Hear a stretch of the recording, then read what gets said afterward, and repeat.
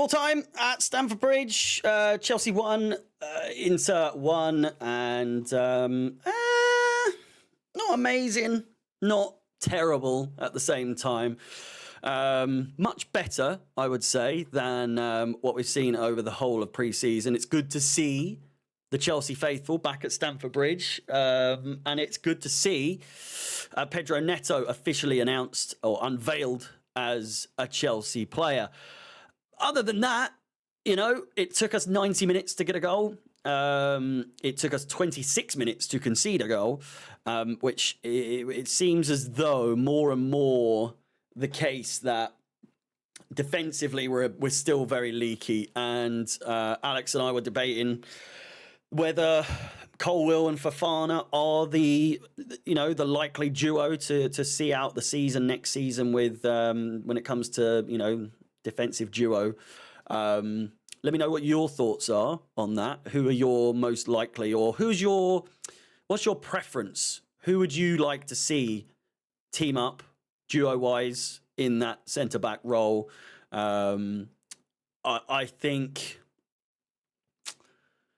better from Fofana than we've seen. I'm still not entirely impressed or entirely sold on him being a regular starter. I'm not yet seen too much to suggest that he's ready for that. But at the same time, he was out for the entirety of last season. And so it's hard to judge. It's very similar to, Reece James, in terms of the fitness hasn't been there. Pre-season wise, we haven't seen him go like full throttle, sort of like, head first into, completely a lie, isn't it? Actually, full throttle, over pressing, people would say, over pressing, running far too forward, getting caught in no man's land and leaving the defense to pick up the pieces that he has sort of laid down, and not good pieces, I would say. Colwill, again, the frustration, the temper tantrums that he keeps getting in games, it needs to be better. It needs to be improved. He's going to cost us at some point this season. I know it. In that regard, a red card here and there. I can see him getting at least 2 this season, just with the reactions and everything. With VAR actually in progress, in action, it obviously hasn't been in pre-season, so maybe he's got away with a few bits here. We probably should have had a penalty in that regard, but yeah, just needs to calm down a little bit. We were talking as well that maybe, just maybe, in time when more and more better performances are given from Colwill, we might see a bit more of a willingness or an understanding that Colwill's attitude and his temper is just part of the package when it comes to Colwill. But we know what we're getting with good performances or good attributes. At the moment, the temper and the attitude seems to be outweighing performances because the performances haven't been fantastic from him. Still, again, really yet to see anything overly impressive from him, and likewise Wesley Fofana. But then you've also got Badia Shiel, who isn't really lighting a fire under anyone in terms of what we're seeing from him. Again, Disasi didn't really we didn't see him at all. So it's unlikely we'll see him against Man City, I think. Tosin, who knows? Renato Vega, I was a bit more impressed with that. And again, people were saying he barely played the other day, but I'm saying we saw more of him, and so it seemed as though it was a better performance. Hard to really,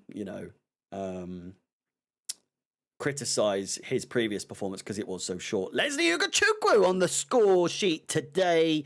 I'd say a loan is a loan in the works for him. I wouldn't be surprised. I think there is, but it was, as someone put in the chat, a twat it sort of goal. Absolutely nailing it into the back of the net to make it 1-1.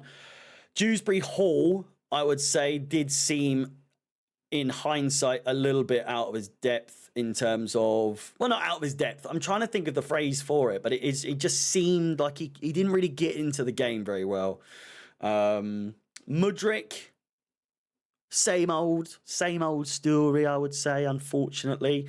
And again, we were discussing that Madueke's performances tend to, even if it's like a moderately good performance from Madueke, does it make Mudryk look even worse, or does it make him... my argument was that Mudryk makes himself look bad. I don't think Madueke being better or having better performances when he has better performances makes Mudryk look bad. I think Mudryk makes Mudryk look bad because the performances just aren't really there.